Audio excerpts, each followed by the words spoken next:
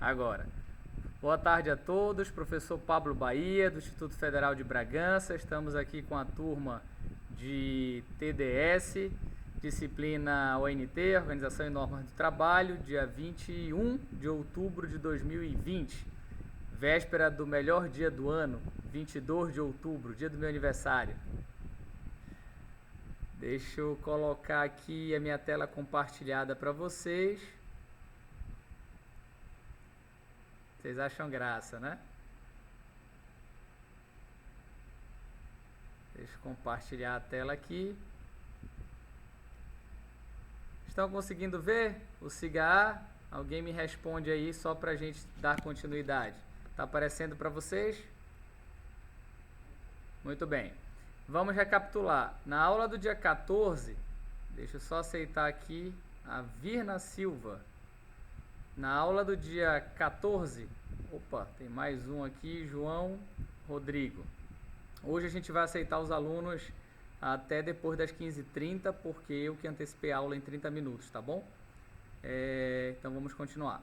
Na aula do dia 14 de outubro, às 15h30, a gente trabalhou sobre algumas teorias e nós tivemos um fórum aqui de Taylor e Fayol que vocês tinham que entrar e responder, né, a diferença dos dois teóricos e comentar. Então nós tivemos aqui, ó, várias respostas, tá?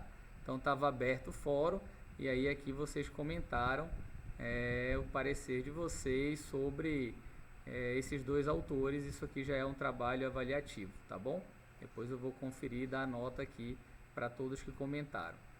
Quem não conseguiu anexar, me mandou por e-mail. O e-mail ele só garantiu que você enviou no prazo, mas você vai ter que pegar um computador depois e colocar no SIGA para ficar registrado, tá bom? O Campus Bragança está disponibilizando tanto computador fixo quanto notebook para os alunos que não conseguiram ter acesso. Vamos lá, continuando. Então, no dia 14, a gente colocou o link aqui da aula anterior do dia 10, falamos sobre as duas teorias e colocamos o fórum que vocês tiveram uma semana para comentar dos dois autores. Para o dia 21, nós colocamos o link da aula do dia 14 e colocamos o tema do assunto a ser tratado, que era os processos de gestão, né, os modelos administrativos. Colocamos os slides da aula de hoje. Quem conseguiu acessar os slides da aula de hoje? Os slides de empreendedorismo, de marketing multinível ou network marketing dentro de empreendedorismo, de teoria geral dos sistemas e de primeiros socorros, que é o último conteúdo para a segunda avaliação. Todo mundo conseguiu acessar esse material. Esse mesmo material foi enviado no grupo de WhatsApp. Todo mundo conseguiu ver? Conseguiu acessar? Todo mundo recebeu? Muito bem. Pronto, esse material é da aula de hoje, é o trabalho que a gente vai fazer da aula expositiva de hoje, para que vocês façam atividade para a aula que vem. No próprio site do SIGA, se vocês podem acompanhar aqui, vou ampliar um pouco mais, você tem 3 modelos de plano de negócio. O modelo do Sebrae, o meu modelo e o modelo do PMBOK, que é um modelo internacional de parâmetro de como construir uma empresa, como fazer um negócio, que tem mais de 40 processos padronizados. Então você pode utilizar um desses modelos se você quiser abrir um negócio, montar uma empresa, você já tem o passo a passo aqui. Por que eu coloquei esses 3 modelos aqui? Porque você pode usá-los para o resto da vida de vocês, quando vocês forem pensar em montar um negócio próprio, em ampliar um negócio que você já tenha, que os familiares de vocês já tenham. Então você pode ampliar dentro do assunto de empreendedorismo. Então por isso que eu coloquei esse modelo aqui. Eu vou pegar aqui mais fácil o modelo do Sebrae, que é um modelo bem didático, só para que vocês possam visualizar melhor. No modelo do Sebrae, que vai ser até o nosso próximo exercício para a aula que vem, vocês vão montar grupos de 5 alunos e vão montar uma mini empresa, mas vai ser bem básico. Você vai montar um negócio, você vai escolher um produto, vai montar uma empresa e nessa empresa você vai escrever qual é a missão, qual é a visão, quais são os valores, quais são os objetivos. E aí qual é o teu produto, como ele vai ser comercializado, em que comércio ele vai ser comercializado, se é só em Bragança, se pode ser no estado do Pará, se é só na zona Bragantina. O ideal é que seja um produto novo, um produto diferente, algo inovador, né? O empreendedor normalmente ele tem um sonho, ele idealiza algo. E aí vai ter que ser algo em consenso com a equipe que você formou, com as 5 pessoas. Eu quero ver a criatividade de vocês se vocês fossem abrir um negócio novo. Espera aí que tem gente chamando aqui para entrar. Deixa eu ver como é que eu volto lá. A Jéssica. Deixa eu voltar aqui.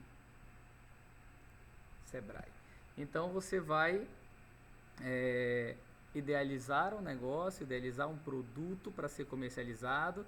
Vamos usar um exemplo aí de Bragança. Você tem em Bragança aí um salgado diferenciado, por exemplo, o salgado do Salgateua, ele é um produto único, só tem aí em Bragança. O professor de química montou, idealizou, montou o Salgateua e a massa ele que fabrica, só ele que tem esse tipo de massa, ele criou esse tipo de massa, então ele foi um empreendedor regional e ele ainda não expandiu, ele não tem franquias do Salgateua, como a Cacau Show tem, como a Boticário tem, como a McDonald's tem, como a Subway tem, ele só tem em Bragança e não tem filiais ainda, precisaria padronizar, precisaria criar uma estrutura para ampliar através de micro franquias. Então vocês vão idealizar um negócio, pode ser em qualquer segmento, né, que você pense um dia em trabalhar, em montar, em criar ou em ampliar um negócio de algum familiar. E aí eu vou dar para vocês as diretrizes. Esse aqui é um parâmetro. Você tem um parâmetro do Sebrae que tem análise de mercado, estudo do cliente, do concorrente, um plano de marketing, um plano operacional, mas a gente não vai fazer um plano de negócio, porque a disciplina não é de empreendedorismo. Se a disciplina fosse de empreendedorismo, você finalizaria o curso fazendo um plano de negócio completo, que é esse modelo que eu estou mandando para vocês. Como a disciplina é de normas de trabalho, a gente viu as funções administrativas, a gente viu os teóricos, a gente viu as funções de administração, tá vendo empreendedorismo e vai terminar com o primeiros socorros. Então, em empreendedorismo, vocês vão ter só a ideia de uma empresa, de como montar, de como pensar um produto. Vocês não vão detalhar tudo de uma empresa, vocês vão só imaginar. Eu e mais 4 colegas, então são meus 4 sócios. Se eu for montar uma empresa, esse é o produto. Seria em que segmento? Esse é o segmento. No ramo atacadista, no ramo, sei lá, de gêneros alimentícios, de aquicultura, de pesca, de fazenda, de, sei lá, de hortifruti, de vestiário. Você vai pensar num produto ou num negócio, artesanato, e nesse negócio você vai ter 4 sócios, que são seus 4 colegas, e aí você vai pensar, nós vamos abrir um negócio com que capital próprio ou de banco? Então, qual é a missão da minha empresa, a razão de existência dela? Qual é a visão, aonde eu quero chegar e como eu vou fornecer esse meu produto? Eu vou fazer divulgação dele como vai ser o meu marketing, a minha publicidade, minha propaganda, um negócio bem restrito, de 2 páginas só para ter uma ideia do negócio de vocês, de qual seria o sonho de vocês, de como vocês idealizariam um negócio. Só isso para entregar na semana que vem, para a gente finalizar essa parte empreendedora e começar os primeiros socorros, porque no dia 3 é a prova da segunda avaliação, semana que vem é a prova do Pai Rico, Pai Pobre. Tá dando para escutar bem aí, pessoal? Alguém Sim? Beleza. Só para... Eu não consigo vê-los, mas consigo ouvi-los. Então, a parte financeira a gente vai deixar de lado, toda a parte dos pontos fortes, fracos, ameaças, oportunidades, do detalhamento do plano a gente vai deixar de lado, ok? Então, aqui nós temos 3 modelos. Quais são esses slides de empreendedorismo, marketing multinível e primeiros socorros? É o que a gente vai trabalhar hoje. Eu vou já abrir aqui para a gente detalhar. O que vai cair no dia 31 de outubro, aula que vem? Nós vamos trabalhar a prova do livro Pai Rico, Pai Pobre, que é o complemento da primeira avaliação com o que vocês responderam no fórum da semana passada e o material que vocês me entregaram em março. O que vai cair na segunda avaliação, professor? O plano de negócio e o que nós vamos trabalhar daqui para frente, ok? Quando é? Vai ser no dia 4 de novembro, ok? Junto com o marketing multinível que a gente vai mostrar agora, segunda avaliação bimestral, e a gente encerra o semestre dia 4 de novembro. Então temos mais aí 2 semanas fora essa de agora, ok? Muito bem. Então vamos voltar lá. Deixa eu ver se é esse aqui. É esse aqui. Então esse é o material.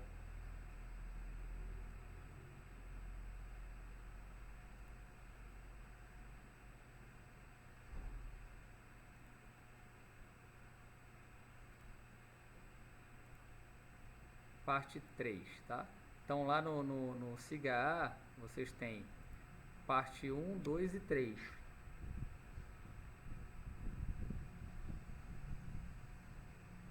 Aqui, ó.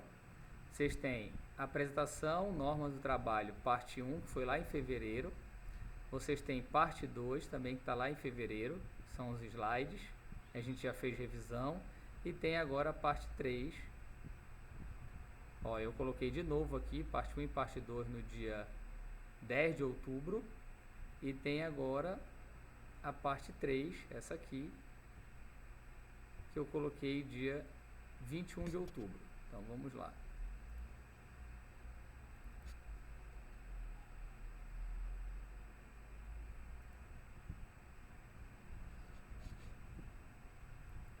Tá dando para ver aí, pessoal?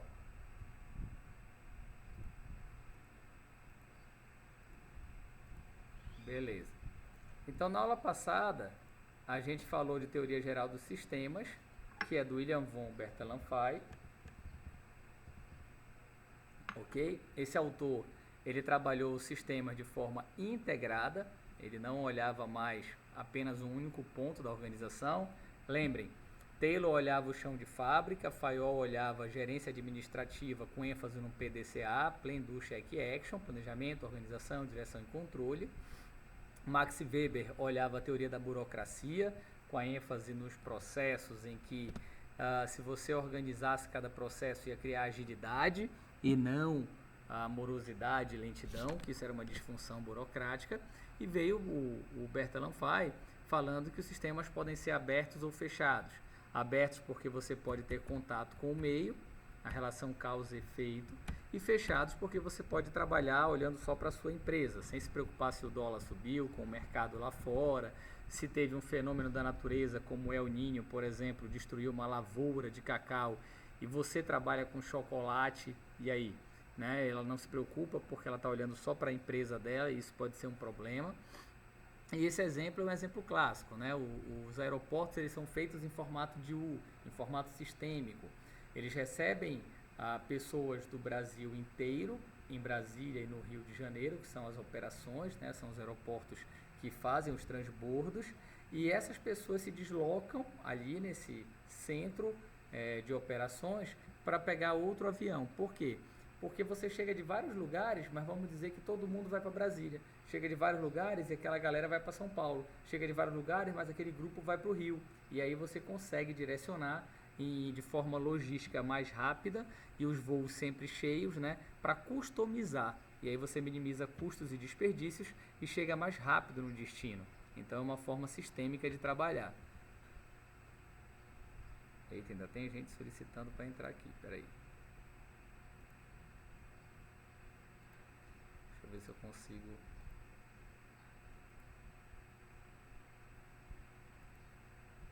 Denise.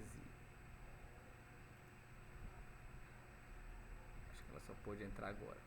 Vamos lá. Bem, então, de forma sistêmica, a gente sempre vai ter o ambiente e o processo de input, processamento e output.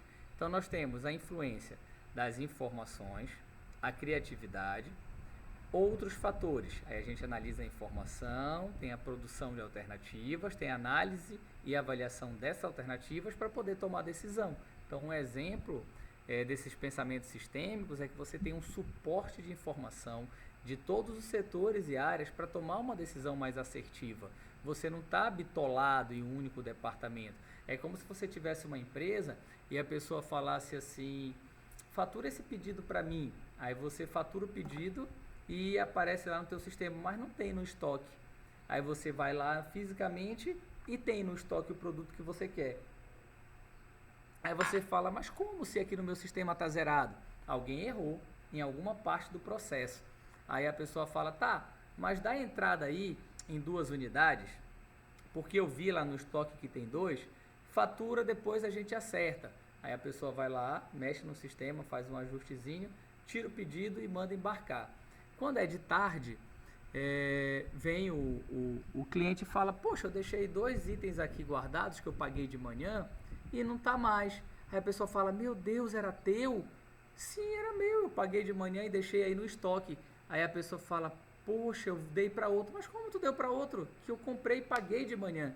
O que aconteceu aí? Um desencontro de informação, o produto não estava mais na empresa, a empresa não tinha mais aquele produto, ela tinha vendido, o cliente deixou lá apenas guardado, o sistema estava correto, ele acusou que não tinha mais produto para venda, e um funcionário foi lá, fisicamente olhou que tinha lá e mandou o operador dar entrada no pedido e a pessoa faturou de novo para outro cliente. E aí deu um problema nessa empresa. Por que aconteceu isso? Porque o sistema não é travado, ele não está conversando entre si.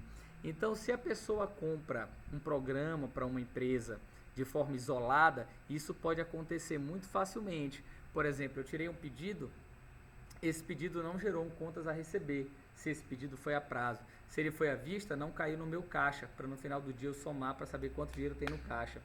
Se eu recebi dinheiro hoje, eu tenho que dar baixa na duplicata para saber se foi de banco, se foi cheque, se foi boleto.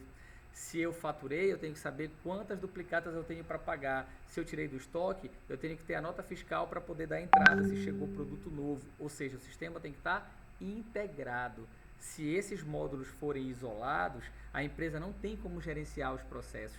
Então, a teoria sistêmica ela vem para integrar tudo, para organizar esses processos. Tá dando para entender aí, pessoal? Imagina essa tela aqui agora, ó. Você está numa empresa e aí você tem o sistema de produção, sistema de vendas e distribuição, mercados e cliente, governo e acionistas, sistema financeiro e o sistema de fornecimento. Cada um desses sistemas tem um custo, de levar e trazer mercadorias, de pagar e receber. Espera aí que tem gente pedindo para entrar. E aí cada um desses sistemas tem um custo, tá? E esse custo tem que ser mensurado, porque a empresa precisa entender qual é o custo da operação, origem e destino, de uma ponta até a outra. Se você não conhecer todos esses custos integrados, você vai achar que está tendo lucro e na verdade pode estar tendo prejuízo. Mas a empresa só vai conhecer todos esses custos se ela estiver trabalhando de forma sistêmica, integrada. Porque se ela trabalhar só com o departamento financeiro, nunca ela vai conseguir saber qual é o custo total da operação, ok? Então isso é uma das fases, dos processos que a empresa precisa definir o que ela quer trabalhar. Bem, outra situação é o feedback. Tem aluno, eu acho que não viu. Peraí, deixa eu pausar aqui. O que é o feedback, pessoal? Conhecido também como retroalimentação ou realimentação. Quando o ciclo finaliza, você retroalimenta ele ou realimenta ele de informação. Você recomeça o ciclo. Então imagina que você faz um pedido, o pedido vai para a fábrica, produz, armazena, distribui, entrega. Quando chega em você, a fábrica quer um feedback. Ela quer saber se chegou bem, se você foi bem atendido, se o produto chegou com a qualidade que foi comprada, no prazo que foi estabelecido, e ela quer um retorno seu do serviço prestado. Por quê? Ela não quer que você compre só uma vez, ela quer que você vire um cliente usual e ela quer também que você fale bem daquela compra para outras pessoas, porque a propaganda boca a boca é muito importante. Então você retroalimenta. E a empresa não vai fabricar aleatoriamente, ela vai fabricar sobre encomenda. Então, antigamente, o primeiro elo da cadeia de suprimentos era o fornecedor, o último era o cliente. Hoje, o primeiro é o cliente. Ela não vai fabricar se não tiver pedido. Então, o cliente sente uma necessidade e essa necessidade precisa ser suprida. Então, é assim que funciona o processo. Então, você retroalimenta quando o ciclo finaliza, ok?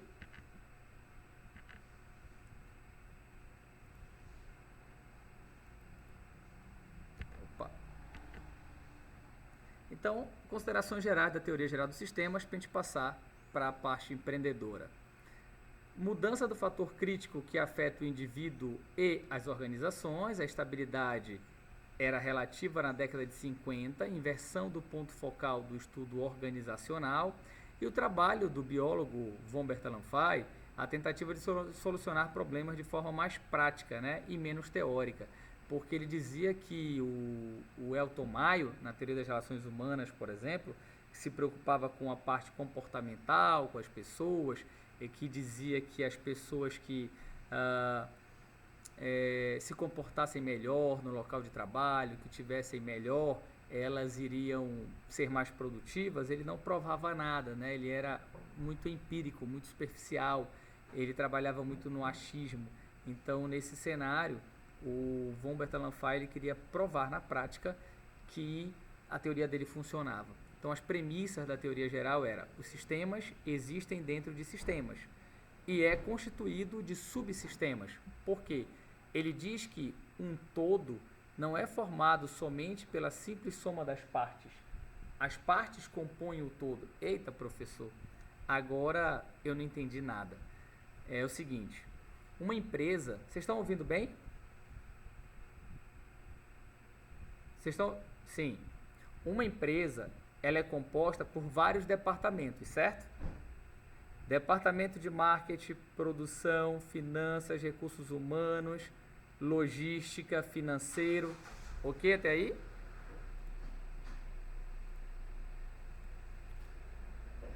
Tem gente querendo entrar aqui. Vitor.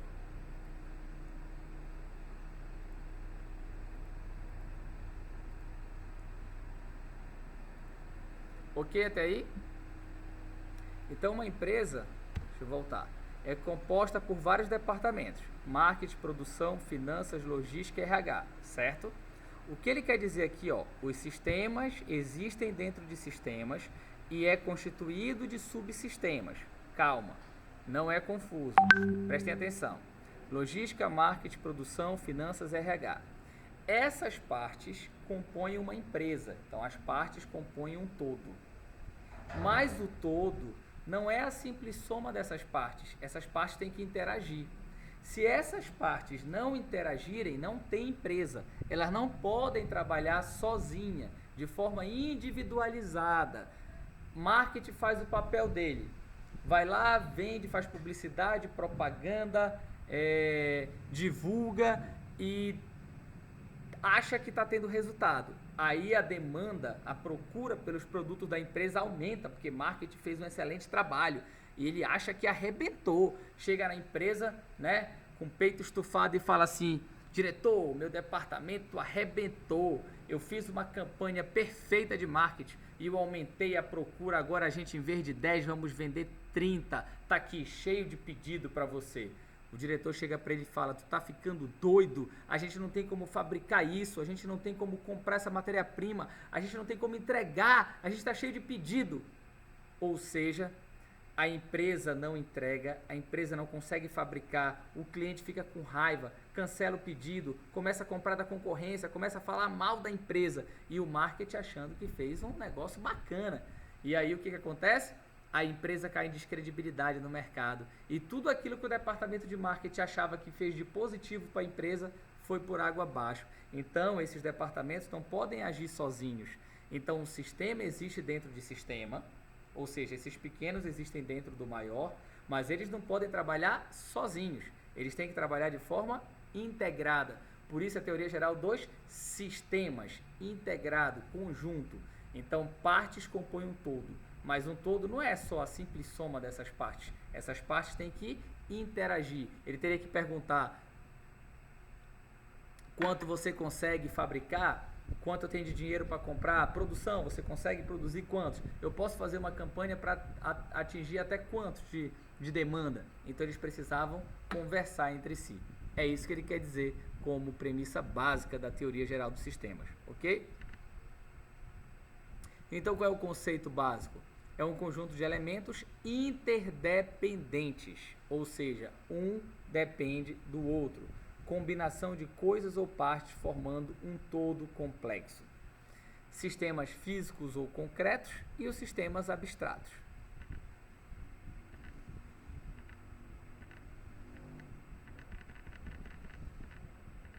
Já falamos de feedback, vamos passar essa parte aqui, depois vocês olham com calma.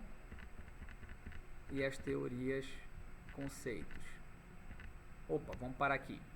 Do lado esquerdo você tem entrada, no meio você tem o que a gente chama de processo de transformação e do lado direito você tem a saída. A saída é bens ou serviços. Por que a saída é são bens ou serviços? Porque o produto pode ser tangível, onde eu posso tocar um celular, um mouse de computador, ou pode ser um serviço prestado. Vocês aqui estão assistindo aula, então o aluno, o professor e a sala de aula são bens intangíveis. Ao ingressarem nesse processo de ensino e aprendizagem, vão sair alunos formados. Então, teve o processo de ensino, então é um serviço prestado. O meu input, a minha entrada, o meu processamento e a minha saída pode ser um serviço ou pode ser uma matéria-prima. Eu tenho a madeira aqui, foi transformado, saiu a cadeira, a cama e o guarda-roupa. Eu tenho o couro aqui, foi transformado, saiu a bola, o cinto e a bolsa. Deu para entender? Eu posso ter um bem ou um serviço nesse processo de sistema. Tá dando para entender aí?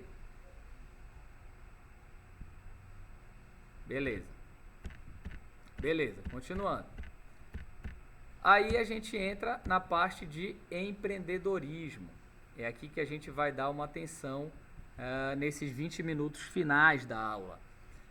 Quais são os principais paradigmas do empreendedorismo? O ser empreendedor, o que é isso? É você ter um sonho, uma visão, um plano, uma meta, né? Então, vamos entender primeiro o conceito. O que é empreendedorismo? É o estudo voltado para o desenvolvimento, de competências e habilidades relacionadas à criação de um projeto. Esse projeto pode ser técnico, científico, empresarial, que tem origem no termo empreender. E o que é o termo empreender? Ele significa realizar, ele significa fazer, ele significa executar, colocar em prática, não só ficar no nível de planejamento. Então, empreendedor é aquele que apresenta determinadas habilidades, competências de criar, abrir, gerir um negócio, gerando resultado positivo. Olha que coisa bacana, né? Ele teve origem a palavra, ela teve origem na década de 50, quando Schumpeter, um economista, né, utilizou esse termo para falar de inovação. Então, por isso que eu falei para vocês, quando vocês formarem grupos, criem um produto novo, um produto diferente, sejam criativos, né? Vamos falar de inovação. E teve um autor em 1970 chamado Peter Drucker, ele é conhecido como guru da administração, né? Ele introduziu no empreendedorismo o conceito de risco. Então, o empreendedor ele tem que entender que ele vai arriscar, ele vai investir, ele vai gastar um pouco no seu negócio antes de ter resultado. Empreendedorismo é o processo de criar algo diferente, dedicando tempo e esforço necessário, assumindo risco financeiro, psicológico e social. Quem sabe me dizer um risco psicológico e um risco social no empreendedorismo? Quem poderia me dizer algum?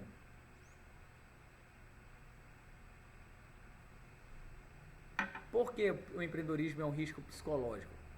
Financeiro, porque pode dar errado e o dinheiro que eu investi eu perdi. Beleza. Mas por que pode ser um risco psicológico e social? Quem sabe?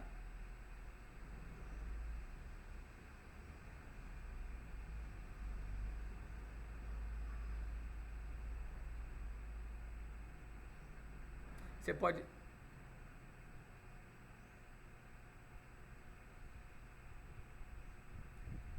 Ou será que é porque a pessoa pode se frustrar que não deu certo? E aí ela pode ter problemas de depressão, pode ficar mal, e aí talvez seja um risco psicológico? O que vocês acham?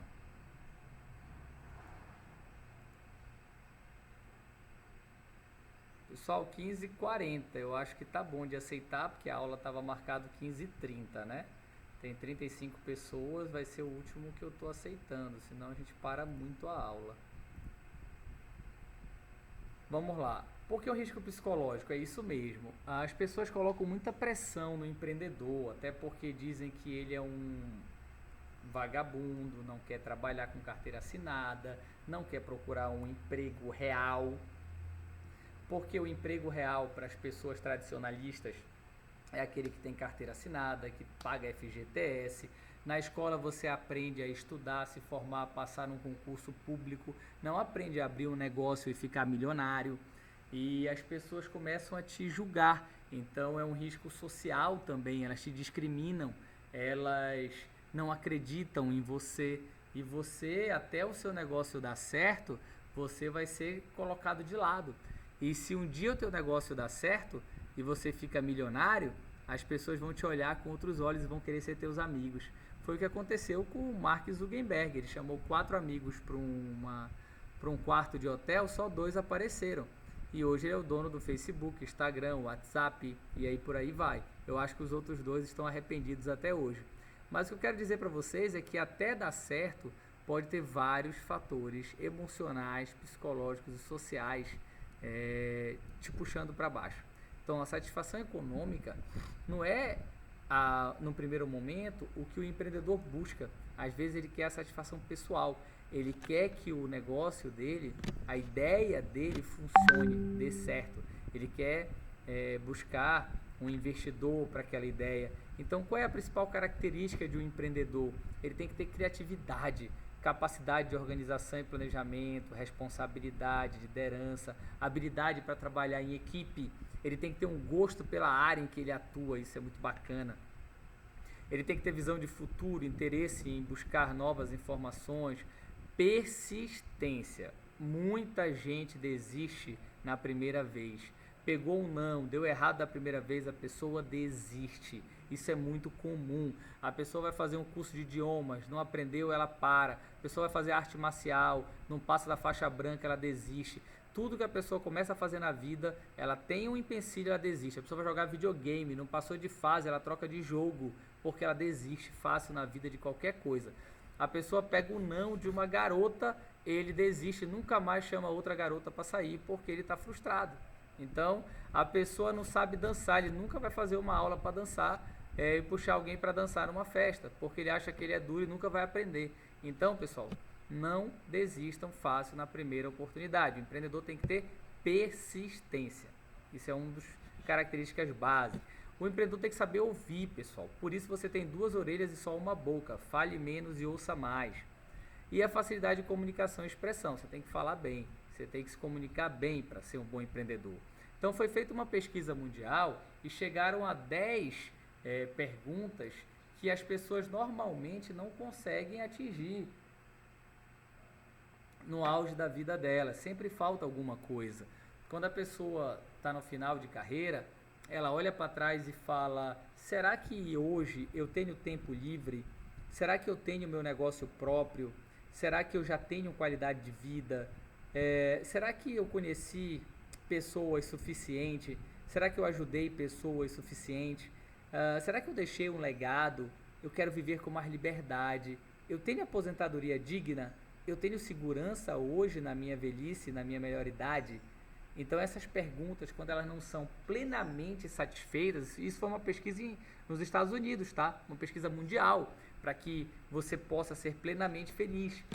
E 90% das pessoas têm 2 ou 3 perguntas dessa que não conseguem ser plenamente satisfeitas, que faltam na vida delas, e elas buscam ao máximo, né, complementar essas questões. Então o que é o empreendedorismo? Olhem para o quadro superior esquerdo de vocês, esse cara com uma caneta na mão e um desenho. Vocês sabem que desenho é esse? Quem sabe?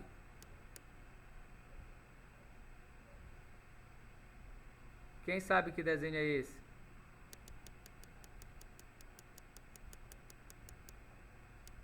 Não, quem sabe?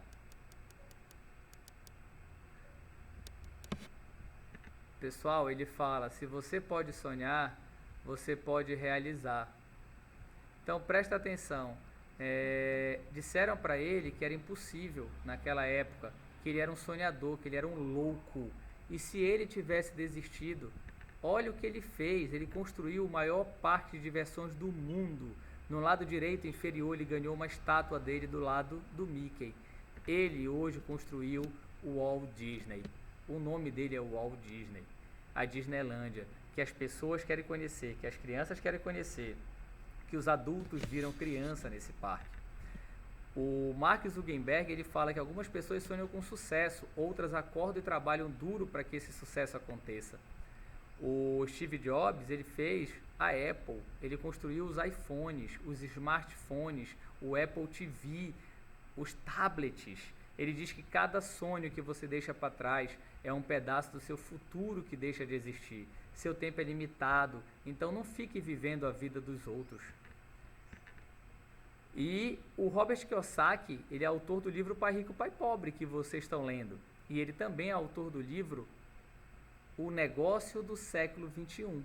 Nesse livro tem esse quadro chamado Cash Flow, que é o quadro do sucesso, né? O quadrante do sucesso financeiro. Ele diz que do lado esquerdo está a segurança e do lado direito está a liberdade. E o mundo é dividido em 4. O empregado, o autônomo, o empresário e o investidor. O empregado é essa marionete que sempre vai trabalhar para alguém ganhando salário fixo e nunca vai mudar de cargo. Sempre vai ser a mesma coisa. Nunca vai pegar o lugar do patrão. O dia que ele quiser sair, ele demite o patrão, o empregador dele e vira autônomo, achando que vai melhorar. Só que o autônomo, ele vai... Antes ele cuidava só do contas a receber. Agora ele tem que abrir a empresa, fechar a empresa, cuidar do contas a receber, contas a pagar, publicidade, propaganda. Fica louco de tanta coisa e talvez não ganhe o que ele ganhava antes e não tenha a estabilidade que ele tinha antes. Mas a liberdade, do lado direito, é o empresário que tem alguns pontos de aluguel. Todo final do mês ele vai lá, um gerente do restaurante, e pega só o prolabore dele. Está tranquilo, na praia, no computador dele, gerenciando. E o investidor é aquele que tem muito dinheiro. E quem tem dinheiro faz dinheiro. Ele aplica em bolsa de valores, mercado de capitais.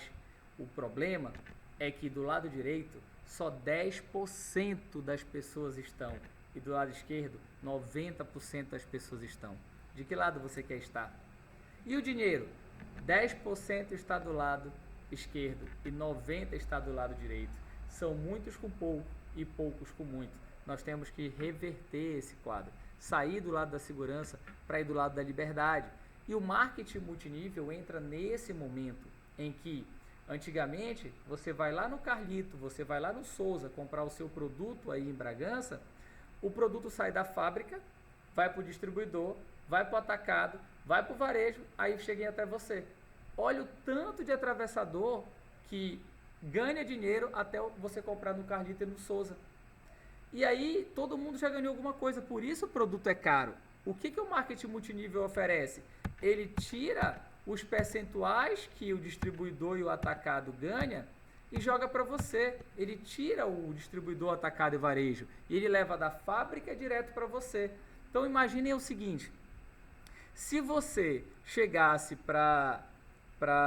o Carlito chegasse para você, para algum de vocês e falasse assim, pessoal, Sara, Emerson, Reinaldo, Clara, eu dou 50% de desconto se você vier fazer supermercado aqui. Você iria fazer supermercado lá? Em vez de fazer no Souza, você iria fazer no Carlito? Sim ou não? Sim. Mas por que você não vai no Souza? Se é o mesmo produto. Por que você iria no Carlito? Porque lá tem desconto de 50%. Maravilha. Entenderam a lógica do processo. Agora, imagina se o Carlito falasse o seguinte.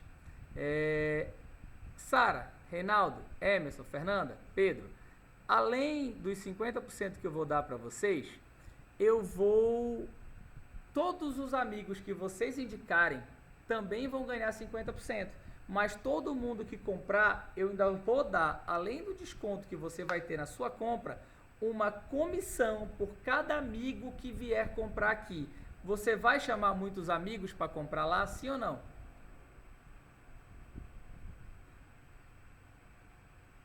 Chamar geral. Por que você vai chamar geral?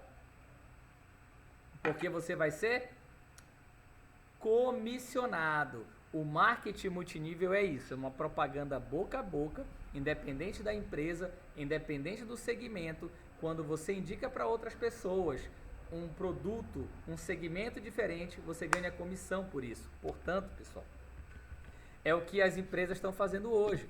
Você antigamente anunciava no classificado, hoje você tem o LX. Você antigamente comprava passagem numa agência de turismo, hoje você tem um aplicativo chamado Booking, e o Booking ganha comissão por intermediar a empresa que vem, o hotel que aluga e você que está comprando da sua casa. Hoje você tem o Uber e antes era o táxi. Então você pede do seu aplicativo e o Uber é um cara que está complementando a renda, colocando o carro dele para ser Uber ou fazendo de renda principal porque ele foi demitido. E por intermediar o cara que está ganhando dinheiro complementando a renda e você que está pagando mais barato, o Uber ganha uma comissão. É justo ou não é? Ele criou um aplicativo. Não é justo ele ganhar uma comissão? Portanto, o Uber é comissionado, é um aplicativo. O Book é comissionado, o Airbnb é comissionado, que é de aluguel de hotéis, e assim muitos outros aplicativos. O iFood é comissionado, ele cadastra os restaurantes, você pede comida pelo iFood, e assim por diante. Então o mundo mudou. Hoje a tecnologia avançou, o mundo evoluiu tanto e com ele também a maneira de se viver e ganhar dinheiro. Quanto mais atrasada a nossa visão, mais caro nós vamos pagar o preço. Por isso, confie no processo, seu tempo está chegando. Basta fazer o seu trabalho que os resultados vão vir. O problema são as tuas amizades, porque às vezes você vai ter que mudar o teu ciclo de amizade para poder mudar de vida. Nascer pobre, ninguém escolhe, mas morrer pobre sim. E isso é algo que você aprende com a vida. Se você não construir os teus sonhos, alguém vai te contratar para construir o dele. Então o empreendedor entende que você vai trabalhar para alguém em algum momento da sua vida, para alguém que está ganhando muito dinheiro, se você continuar pensando em apenas se formar, passar no concurso público e não em abrir o seu próprio negócio. E tem muita gente que tem pensamento negativo, como esse texto que eu vou mostrar para vocês agora. Um sapo decidiu chegar no topo de uma árvore. Os outros sapos gritavam: "É impossível, é impossível!" Mesmo assim, o sapo chegou no topo. Mas como ele conseguiu? Simples, ele era surdo, era um sapo surdo. E ele pensava: todos estão me encorajando, eles estão torcendo por mim, eu preciso chegar lá em cima. Ou seja, se você quer alcançar os seus sonhos, seja surdo para pessoas com pensamento negativo. Vão ter muitas pessoas com pensamento negativo no caminho de vocês, pessoal. Então, o que você faz soa tão alto que o que você fala ninguém escuta. Experimente fazer em vez de falar. Vou mostrar para vocês que isso é verdade. Liguem a câmera de vocês aí, rapidinho. Quem puder, lógico. Fazer uma dinâmica. Coloca a mão direita para cima. Coloca a mão direita para cima, rápido. Bora que não tem tempo. A gente já está em cima da hora. Quem puder ligar a câmera. Já? Façam o que eu disser. Rápido, ao meu comando. Mão na nuca, rápido. Eu falei na nuca e não na testa. E todo mundo colocou na testa, você viu? Por quê? Porque vocês fizeram o que eu fiz. Vocês não fizeram, perdão, vocês fizeram o que eu fiz, não fizeram o que eu falei. Então o que eu quero dizer para vocês, um exemplo de quem estava com a câmera ligada, é o que você faz soa tão alto que o que você diz ninguém escuta. Vocês não fizeram o que estavam escutando, vocês fizeram o que eu estava fazendo. Esse cara de vermelho ali na frente da tela, ele está sendo seguido pelas pessoas, porque as pessoas estão fazendo o que ele está fazendo. Então lidere pelo exemplo, é a regra do empreendedorismo. Não existe falta de tempo, existe falta de interesse, porque quando a gente quer mesmo, a madrugada vira dia, a quarta-feira vira sábado e o momento vira oportunidade, já dizia Pedro Bial. Pessoal, qual é o sonho de vocês? Não seja empurrado por seus problemas, seja conduzido pelos seus sonhos. Sem sonho a vida não tem brilho, sem meta os sonhos não têm alicerce, sem prioridades os sonhos não se tornam reais. Portanto, na próxima aula nós vamos falar do mapa de sonhos. E eu vou mostrar para vocês o que vocês vão fazer a partir de agora, tá bom? Vocês vão ler o resto desses slides, que vai estar aqui, ó, mitos e verdades sobre o empreendedor, estão vendo? Mitos e verdades, tá dando para ver aqui? Mitos e verdades? Ok? Respondam aí. Bem, leiam isso. Eu vou colocar uma enquete lá de perguntas e respostas sobre mitos e verdades lá no Siga A. Bem aqui, ó. Tá vendo aqui? Plano de negócio, plano de negócio, plano de negócio. Vai entrar um tópico aqui. Questionário, mitos e verdades. Vai ficar aberto de hoje à noite ou amanhã até o dia 31, ok? E vai estar aberto uma atividade que é o trabalho para você construir, baseado no Sebrae, uma empresa com missão, visão, valores, baseado no modelo do Sebrae. E aí vai ter o espaço para você anexar. Só isso. E no dia 31 a prova do livro Pai Rico, Pai Pobre. Combinado?